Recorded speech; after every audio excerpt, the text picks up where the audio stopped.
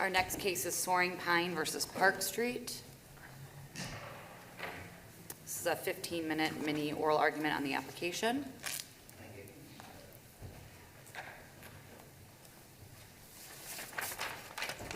Welcome, counsel.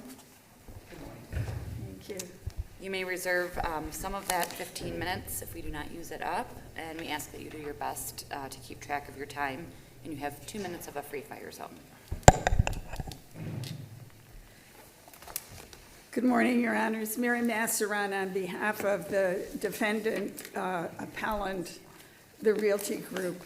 I do plan to reserve 4 minutes for rebuttal, or I'm going to try anyway. May it please the court, 3 points in response to your 3 questions. First, unless Michigan is to be an outlier, this court should hold usury savings clauses are void as against public policy. No state allows a usury savings clause to be used to protect against a finding of criminal usury when a lender charges illegal interest at the outset of the loan that will necessarily and invariably be paid under the contracted for terms of the loan. And giving effect to these clauses allows cynical lenders and their lawyers to inaccurately state the true interest by understating it and hide charges that are for nothing more than the same loan of money and which have been considered to be interest under Michigan law for 100 years or more. And then, if discovered by a borrower, point to the usury savings clause and say, oh my gosh, I didn't intend to do what I clearly contracted to do. That is against public policy, and this court should squarely hold. Second, both of the lower courts found, and they did not clearly err in finding, that Soaring Pine violated the criminal usury statute. In fact, the lower court record shows Soaring Pine bragged about the enormous profits it would make to potential investors and called the so-called commitment fees upfront fees in its own documents that it circulated to potential investors. Counsel, I think what's really hard about this case is it involves a private equity fund, which is a little different than a bank. They make investments. They don't just make loans. So I'm just, when they were bragging about their returns, I mean, isn't that what private equity funds do? And that's exactly the problem. What they did was loaned money. I understand they're a private equity fund, and that's the point. The legislature set up 2 different kinds of coverage in terms of criminal usury, and unregulated lenders, the only borrower protection are the criminal usury statutes. In this case, this hedge fund, private equity fund, whatever you want to call it, was loaning money, and it's governed by 43841, the criminal usury statute. That's the only borrower protection, and that statute says 25% simple interest per year. So the lower court said, we look, as this court has said for over 100 years, going back to the Wilcox case and other cases cited in the brief, we look at the true nature of the transaction. Why do we do that? Because wily lenders have historically tried to hide the interest because they want to make profits that are unlawful because they're over the percentage amount that the legislature I guess I'm wondering, can the has true nature of the enacted. transaction be impacted by the fact that it's a private equity fund? I mean, as a practical matter, people normally go to banks to get loans. I understand all the arguments about what's interest and what isn't. Obviously, with a private equity fund, these are probably the highest risk investments with, somebody taking a very big risk on somebody asking for money. In this case, I believe your client pitched the investment and they invested. So for example, the fees on the houses, the $1,000, per home. I understand there's an argument that that should be wrapped into whether that's interest or not for usury purposes. But I also understand that those payments were payments back, I think, on the principal. I mean, do you think they were interest? Because I'm trying to figure out what's the investment. Now, private equity, they make an investment. So where's their investment side of this? Well, no, the investment here is a loan. There were no services provided. This wasn't like, I'm going to sell you financial advising services, or I'm going to sell you lawn care services, or I'm going to sell you a product. This was, I'm going to loan you money, and you're going to pay me something for that loan. That was the transaction. And it doesn't matter whether you call that a private equity fund or whatever. It's an unregulated lender. There hasn't been any question about that. The parties have both agreed to that. The lower courts so found. There's no question in the record. So now you have an unregulated lender. You have a statute that says when you're an unregulated lender, the most that you can charge for loaning money is 25% simple interest. And the record shows in the Fioretto affidavit multiple hidden charges. But as the Court of Appeals found, you don't need to go through all of those. I mean, there's pages and pages of briefing from brother counsel that talk about these, but the only ones that are necessary to push the loan over the legal limit is the 360-day calendar year, which, by the way, Soaring Pine's own lawyer warned them was going to be problematic. And now they say belatedly for the first time before this court, oh, well, you know, it was just an oversight, so sorry. No, I mean, that's a term in the loan. And it pushed the interest rate up. In addition, the commitment fees, which are called commitment fees, but which the lower court properly found were not commitment fees. They weren't paid in advance. There was no commitment to make the loan until the closing. And Soaring Pine itself called them upfront fees in its documents, internal documents for its investors. So there's no question that this loan was over the legal limit. How do we deal with, for example, right now, we've gone with about 15 years with 0% interest, close to 0% interest. And many loans are tied to the federal rate plus something on top of that. We've had a big drive up in rates. So if anybody has a variable rate note, they could be driven over 25% accidentally. It wasn't what the parties intended. Would that, I understand you're not saying that's what happened here. I understand. But obviously the rule you're advocating for would mean those folks are out of luck too. Do you agree with that? There's two approaches that the courts around the country have taken. And we would be content if this court took either of those two approaches. The first, which is taken by a smaller number of states, says, we don't even want to get into it. You can't use them. They're barred in all circumstances. That would create the problem that you're talking about. The second, which is a more moderate approach, but would also mean that the court would rule in favor of the Realty Group, is to say, when the loan, by its terms, if fully performed at the outset and without regard to any contingencies or floating rates, exceeds the legal maximum, we are not going to allow a lender to have a get-out-of-jail-free card and say, oh, whoops, I didn't mean what I actually contracted to make you pay. That would essentially gut the criminal usury statutes and leave borrowers with no protection. Legitimate lenders, and we talked about this in a number of places in the briefing, legitimate lenders may peg an interest rate to the Federal Reserve prime rate or to the consumer product price index or to some other floating factor. In that circumstance, if it goes over the legal maximum, what the usury savings clause is doing is saying automatically, because this floating rate pushed us into an illegal ground, it's going to be self-correcting.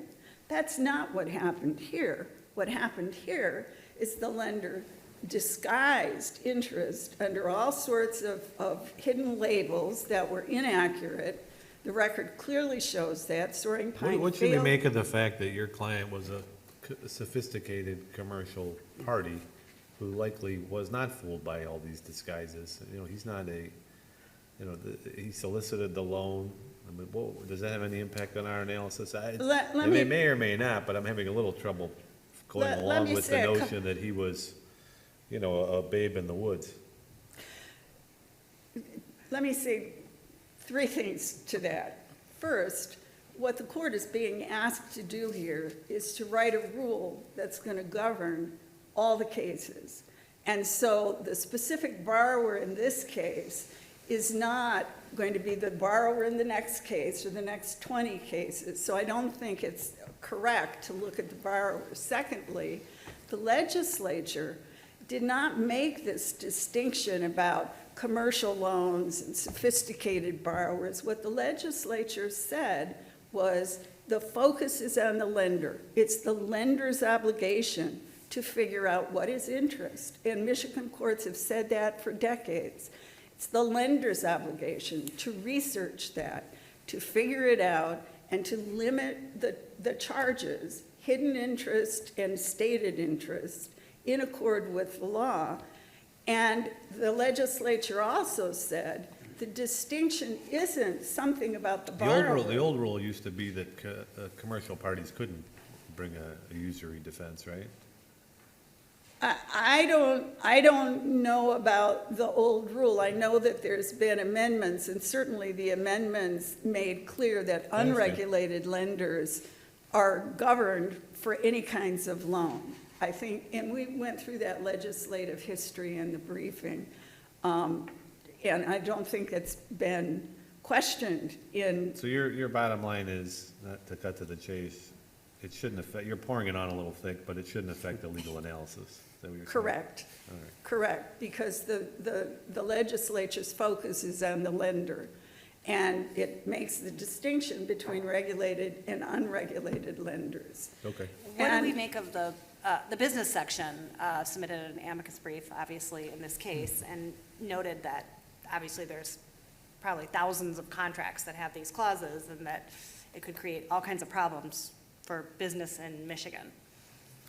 I don't think that is accurate, with all due respect to the business law, 9 members of their council who voted to file this brief. On behalf of their membership. On behalf of Yeah. their membership. And what they said was they're worried about opinions. But even in this case, that isn't going to unsettle transactions if someone has issued an opinion saying that they think usury savings clauses are undeniably enforceable everywhere in the country, for one thing, given the law that we've cited in our brief. Do you know if other states have criminal usury statutes? I mean, does everybody, I'm getting to the wrongful conduct piece. Is this, I think that's one of the things that's challenging about this case. If this were just civil usury, we'd be having a different discussion. But we've layered in this level of criminal conduct into a civil case. It's admittedly challenging. And I'm just, do other states have to grapple with this? I think, and we've cited cases from around the country where the lender is not permitted to collect anything. Michigan has long had the wrongful conduct rule. Not every state, if you, for example, you're in Nevada, you can charge whatever you want. They don't have usury laws, but that's a state built on gambling, and that's not the case for most of the country. Here, we do have a criminal law. The legislature made this a felony, and like other felonies, the court oughtn't to be, in my view, in our view, and I think justifiably so, in the position of using its resources to enforce a deal that was, from the outset, a felony on the lender's part. And I get that it is conceptually seems easier, perhaps, to say, oh, well, if we were dealing with prostitution, for example. We wouldn't let the John come in and file a suit because he didn't get the sexual services he paid for. Nobody would countenance that. Same thing with drug sales. We wouldn't let somebody come into court and say, I'm going to sue because I got flour, I thought I was getting cocaine, or whatever the circumstances were, because that's a felony. The legislature said that's a very serious illegal act. And in that circumstance, like in the Orzel case and other cases, this court has said, we're not going to lend our resources. And so presumably you would think that that the solution would be the, private equity industry or hedge fund industry, that they should go lobby the legislature like many other industries have and get an exception? They certainly could, and if they had done that, we wouldn't be here. And they could be more careful about limiting the interest in their loans.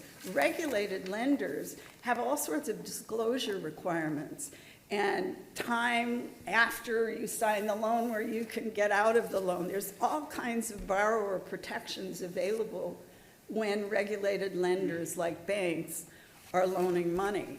When you're dealing with unregulated lenders, the only protection that I'm aware of is the usury law, civil and criminal. In this case, the interest was so high and so hidden, it was a felony. The lower courts found that. Factual findings are subject to clear error. I don't think any error has been shown, and certainly not clear error with respect to that finding.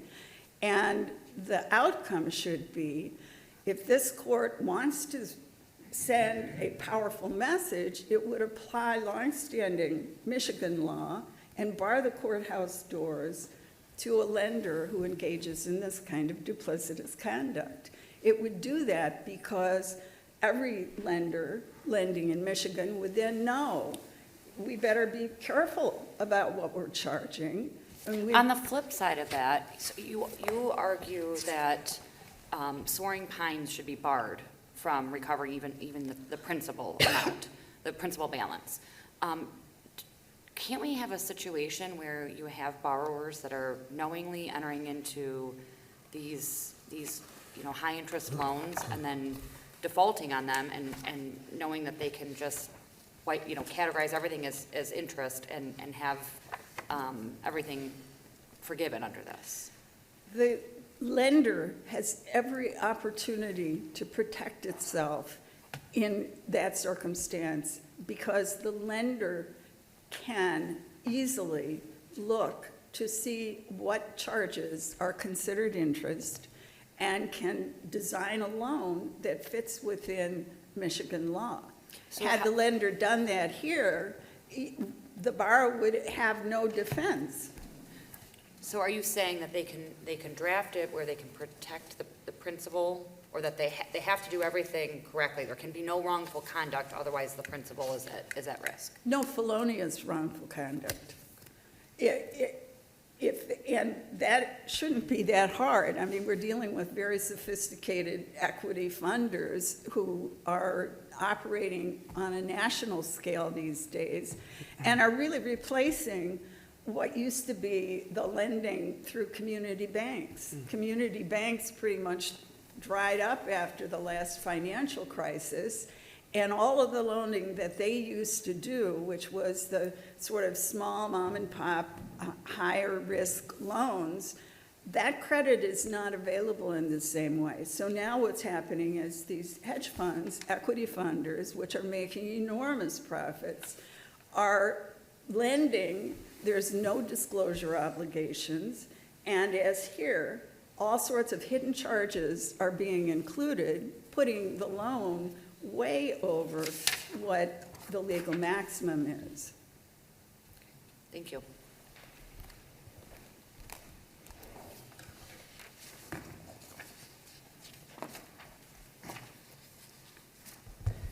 Good morning.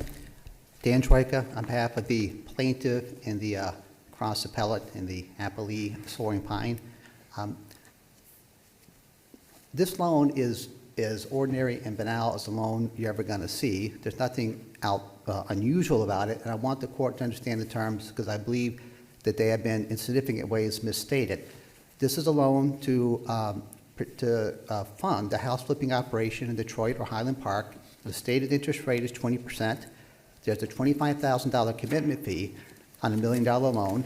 If you treat that as pure interest, despite the lack of a record to support that, but if you do, you get to 22.5%. What happened is there were two closings, so that one charge was charged twice. That's why the Court of Appeals found that you got to 25%. There's no record as to why it was charged twice. And then the Court of Appeals said you used a 360-day calendar year, and that had the effect of bumping the interest from 25% to 25.28%.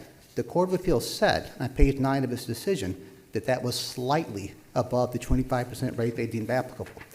So it's not a case of outrageous interest. It's not a case that's of loan sharking, which is the traditional situation that this court has found to merit public policy intervention. So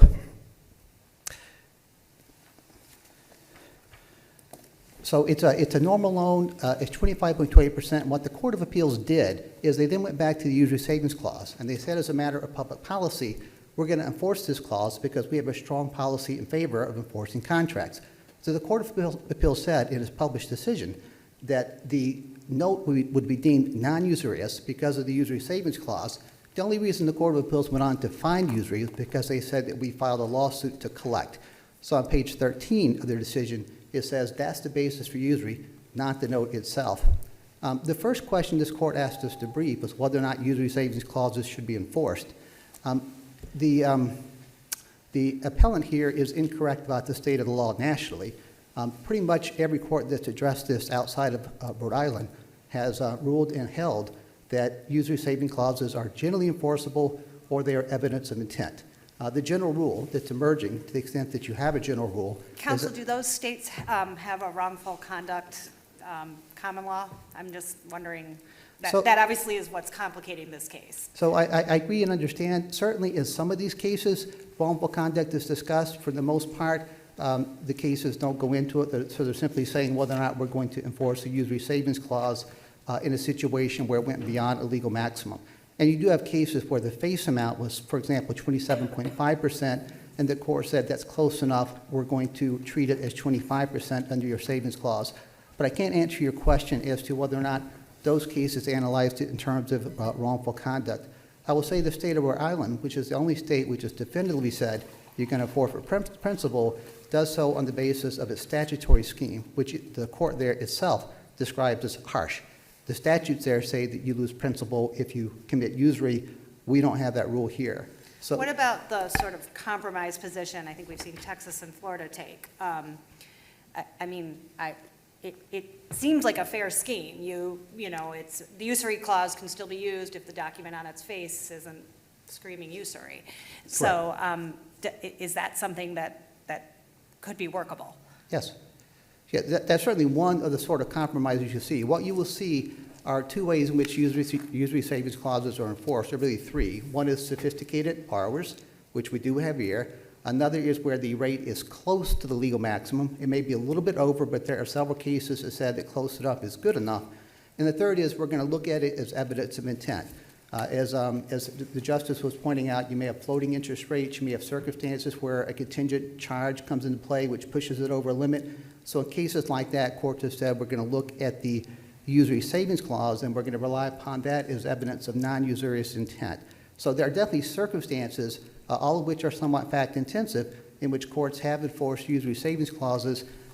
Perhaps the most significant factor has been that the parties are sophisticated, which is certainly the case here. Is there, where do we find that? It's obviously not in the statute. I mean, I agree with you, the parties are sophisticated here, but obviously our statute doesn't say that's a consideration. So how would we bring that into our analysis? Well, the statute doesn't say that you forfeit principal.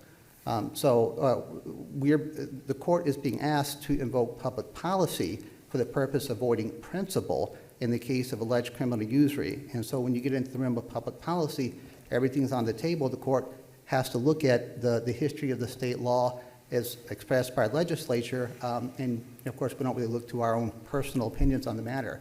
So in answer to the question, where does it come from?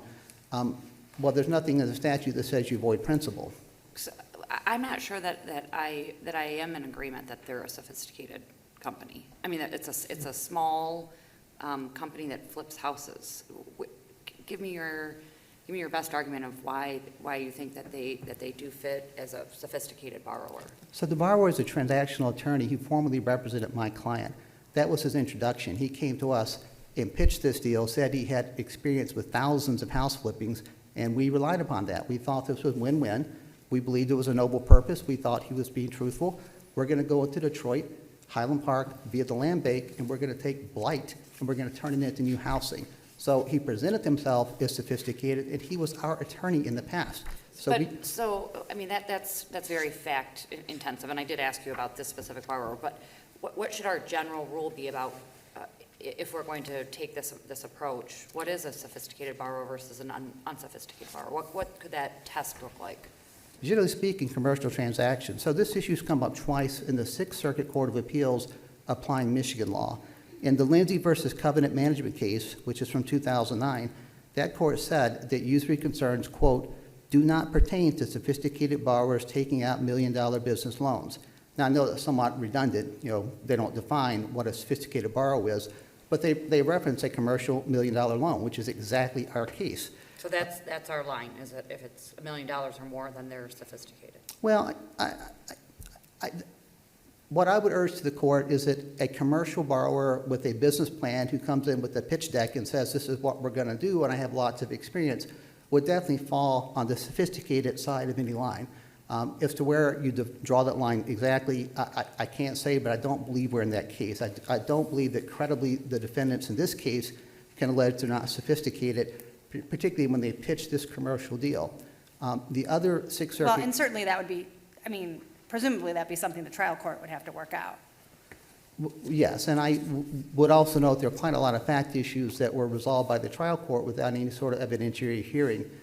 There was comment by opposing counsel that you should defer to the findings of the trial court, but this was a dispositive motion hearing. There have been no fact findings by the court, and issues of intent are almost inherently factual. So I do want to point out the review here is de novo because this was done on a summary disposition basis. The other Sixth Circuit Court for 1993 that dealt with the purposes of usury statutes, it says, quote, this is Cadillac Wildwood, says if the usury law is to be stretched to accommodate necessitous corporate borrowers, the borrower should suggest this to the Michigan legislature, not the bar of this court. As was briefly alluded to earlier, corporations in this state can actually sign up in writing for interest at any amount. There's no limit on what a corporation can do. For LLCs, it's different. LLCs have that statute incorporates the criminal usury statute, which says 25%. And there was one other case coming out of the federal courts. This is the Skymark Properties case, and this is the bankruptcy Eastern District.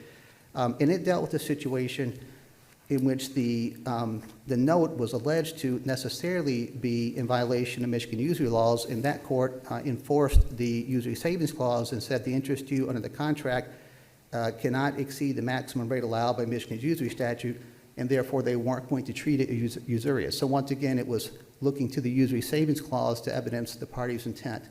I want to make a basic point about the usury savings clause. This is not something that's just thrown in as a get-out-of-jail card.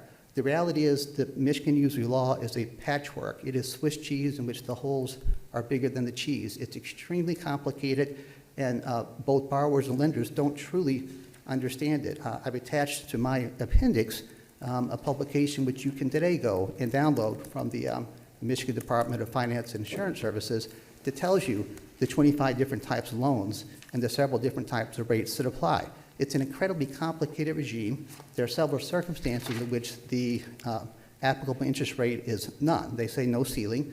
Others say 25%. Others say 11. Others say 7. Others say 5. So it's very, very complicated to actually be sure when you're writing a loan to be comfortable that you've complied completely with Michigan usury law. The other issue, which is present in this case, is that it's also difficult to know whether or not a specific charge is going to be deemed interest or not.